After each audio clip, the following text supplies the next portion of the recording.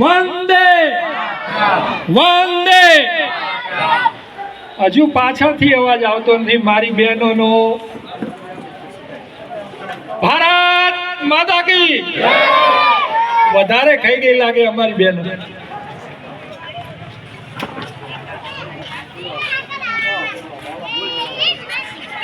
વાલાભાઈ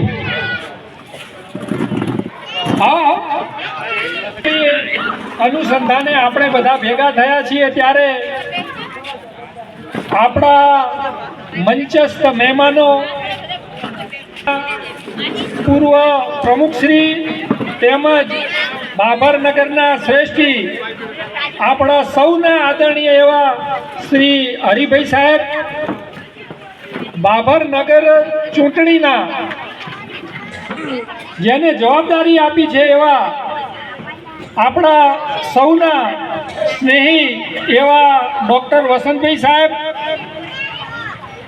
બાબરનગર સંગઠનના પ્રમુખશ્રી અને સતત 6 વોર્ડની ચિંતા કરે છે એવા રાઠોડ પ્રવીણસિંહ, મહામંત્રી શ્રી પ્રજાપતિભાઈ, આપણા પૂર્વ પ્રમુખ બલુભા, બક્ષીપંચ મોરચા વાવ થરાદના પ્રમુખ શ્રી પંચાલભાઈ, અમારા શેધા કાકા, વાલાભાઈ, મહેશભાઈ, હસમુખભાઈ જૈન, વસંતભાઈ અને રમણીકભાઈ, તેમજ આપ સૌ ને આવકારતા હું ખૂબ હર્ષની લાગણી અનુભવું છું. આપ સૌના સ્વાગત માટે હું આપણા પત્રકાર મિત્ર શ્રી સોનીભાઈને વિનંતી કરું છું કે મહેમાનોનું સ્વાગત કરશે.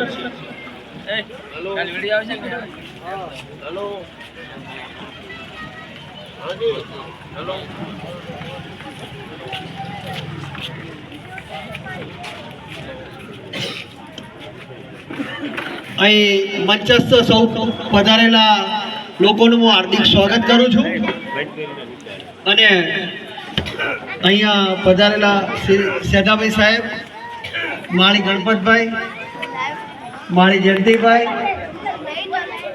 અશોકભાઈ સંઘવી, મહેશભાઈ પત્રકાર, વાલાભાઈ, રમણીકભાઈ, બાબર શહેર પ્રમુખ શ્રી પ્રવીણસિંહ, ત્રિભુવનભાઈ, રાજુભાઈ પૂજારા, ડૉક્ટર વસંતભાઈ, હરિબા અને આવનાર જે છે અનિલભાઈ માળી, બલુભા રાઠોડ અને સર્વ મંચસ્થ મહાનુભાવોનું હાર્દિક સ્વાગત કરું છું. અને હવે શેઠાભાઈ માળીને હું વિનંતી કરું કે આગળનો દોર એ સંભાળશું.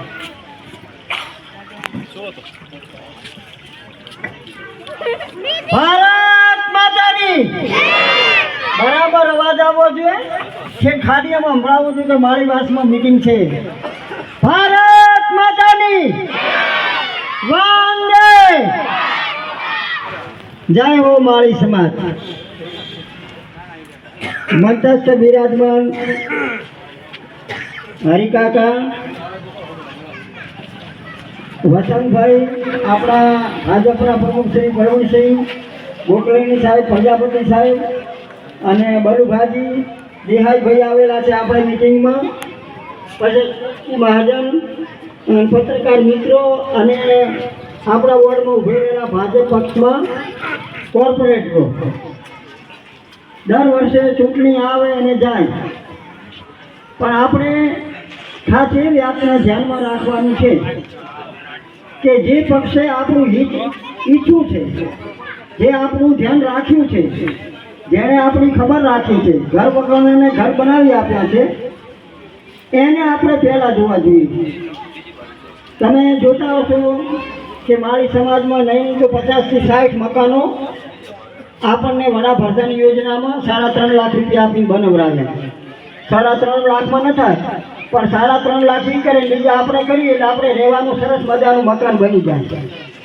અને હવે આ 26માં 4 લાખ પૂરા આપશે એટલે ઘરમાંથી ઓછા કાઢવા પડશે. પણ એકે પૈસો ન મળતો તો આપણે લાખ રૂપિયા કાઢીએ તો મકાન ન થાય, પણ 4 લાખ સરકાર આપે ને 1 લાખ આપણે કરી લે 5 લાખનું મકાન આપણું તૈયાર થઈ જાય. એટલે માળીવાસમાં કોઈ શેરી ગલી એવી બાકી નહીં હોય કે જ્યાં વડાપ્રધાન યોજનાનું મકાન ન બન્યું હોય. એમાં શંકરનગર, રોળિયાનગર, માળીવાસમાં વધારે લાભ ભાભરમાં મને લાગે છે કે અમારા માળી ભાઈઓને અમે લીધેલો છે. એને પણ આપણે ખાસ ધ્યાનમાં રાખવાનું છે. બીજી સરકારની યોજના છે વૃદ્ધ પેન્શન, વિધવા પેન્શન. જેને છોકરાના હાચવતા હોય કે હાજર ન હોય એમને દર મહિને 1500 રૂપિયા મળે. તેમાં 40 થી 50 કરોડ ખેડૂતો છે. અને પાછું કેવું કે એક ખાતામાં જેટલા નામ હોય અમુક તો તરી ન હોય, તરી જણાને પૈસા મળતા હોય. કેટલી બધી મોટી યોજનાઓ છે. એટલે મતથી જીતાડીશું. જય હો માળી સમાજ. હવે વોર્ડ 5ની નગરપાલિકાની ચૂંટણી 26 તારીખે છે. અનુસંધાને આપણે બધા આજે મળ્યા છીએ અને તમને બધાને વિનંતી કરવાની છે.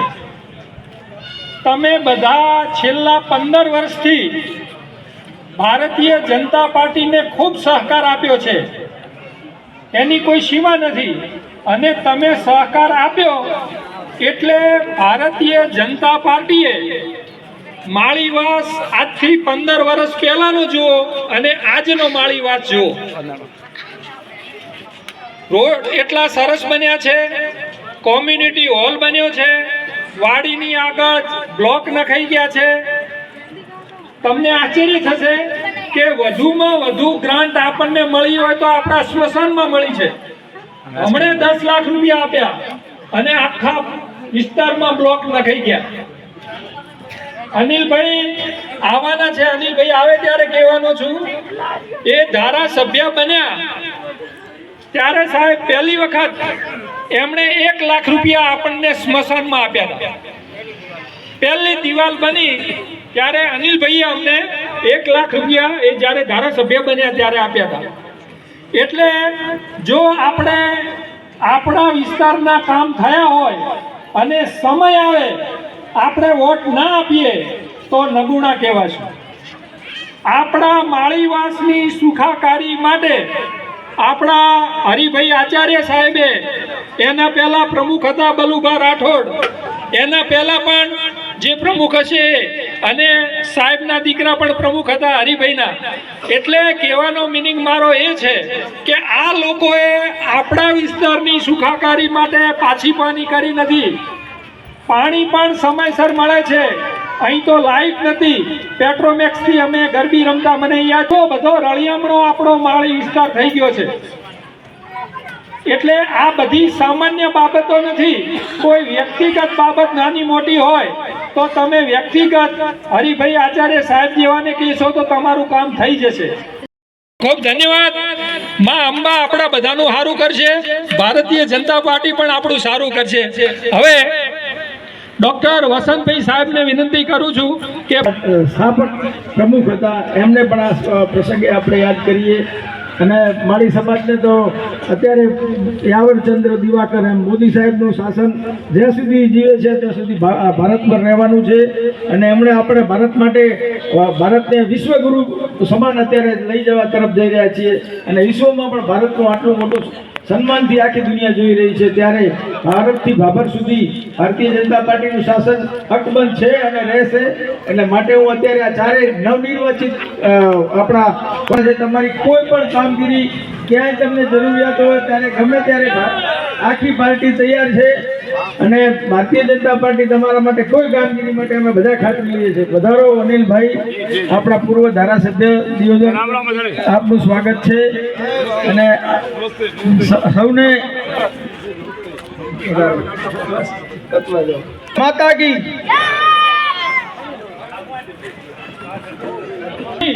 આપણે એમનું સન્માન કરશું. વધારો સાહેબ, તમારું ભાભર માળીવાસ સ્વાગત કરે છે. ડીકે રામી સાહેબ વિશે ઘણા બધાએ નામ લીધું. ભાભરમાં સૌથી પહેલા ભારતીય જનતા પાર્ટીની શરૂઆત કરી હોય તો ડીકે રામીએ કરી છે.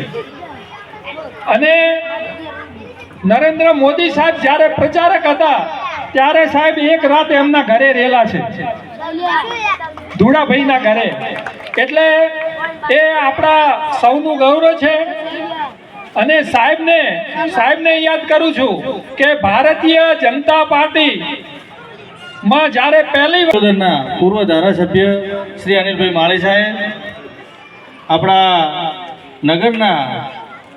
નગરપાલિકાના પૂર્વ પ્રમુખ આદરણીય શ્રી હરિકાકા, નગરના ઇન્ચાર્જ શ્રી વસંતભાઈ, આપણા જિલ્લા બક્ષી મોરચાના પ્રમુખ શ્રી વાલીભાઈ, નગરપાલિકાના પૂર્વ પ્રમુખ શ્રી બલુભા, આપણા શૈલેષભાઈ કાનાબર, આપણા ભાભર શહેરના સહપ્રભારી શ્રી છે, આપણા આદરણીય વડીલ શ્રી સદાભાઈ, આદરણીય વડીલ શ્રી ગણપતભાઈ, સૌ સન્માનીય વડીલ, સૌ મંચસ્થ મહાનુભાવો અને વોર્ડ નંબર 5ના માળીવાસની આ બેઠકમાં વધારેલા આપ સૌ સન્માનીય વડીલો, માતાઓ, બહેનો, યુવાન ભાઈઓ, બાળકો, આપ સૌનું હાર્દિક સ્વાગત કરું છું.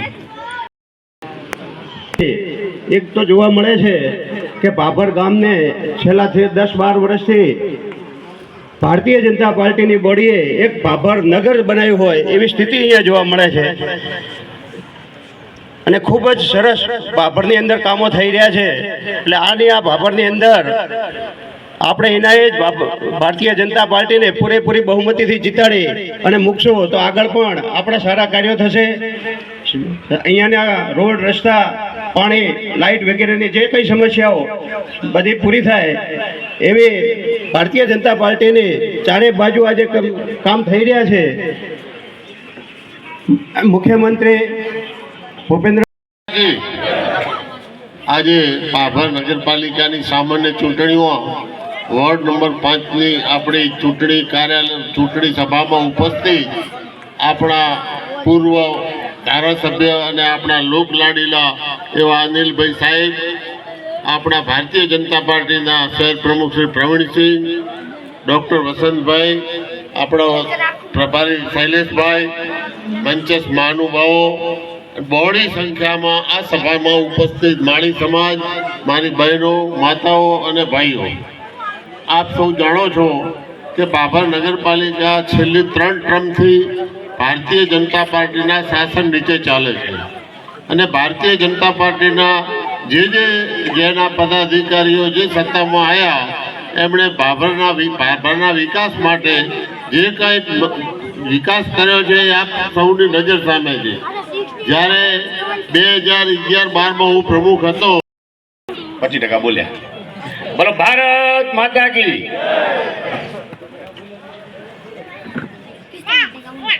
ભાભર નગરપાલિકાની ચૂંટણીમાં વોર્ડ નંબર 5ના સભામાં ઉપસ્થિત ભાભર શહેર ભારતીય જનતા પાર્ટીના અધ્યક્ષ આદરણીય પ્રવીણસિંહ, મંચ ઉપર બિરાજમાન આપણા સૌના મોભી, ભાભર નગરપાલિકાના પૂર્વ અધ્યક્ષ, અગ્રણીય વેપારી આદરણીય હરિભાઈ આચાર્ય,